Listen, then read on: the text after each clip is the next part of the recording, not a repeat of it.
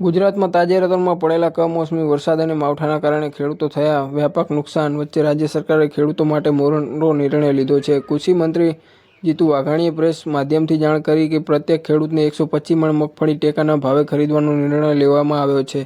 આ ખરીદી 9 નવેમ્બરથી શરૂ થશે, જેમાં મગફળી ઉપરાંત સોયાબીન અને અડધર પણ ટેકાના ભાવે ખરીદી કરવામાં આવશે। મંત્રી વાઘાણીએ વધુમાં જણાવ્યું કે ખેડૂતોને એસએમસી પદથી જાણ કરવામાં આવશે અને તેઓને સબ સેન્ટરો પર આવવાનું રહેશે। આ નિર્ણય કેન્દ્ર સરકાર દ્વારા ટેકાના ભાવમાં વધારો કર્યા પછી લેવાયો છે। કેન્દ્ર સરકારના નિયમ પ્રમાણે 25% લેખે ખરીદી થાય છે, એમ તેમણે સ્પષ્ટ કર્યું। આ વર્ષે મગફળીનું ઉત્પાદન વધ્યું હોવાથી ખેડૂતોમાં રજીસ્ટ્રેશનમાં પણ વધારો જોવા મળ્યો છે।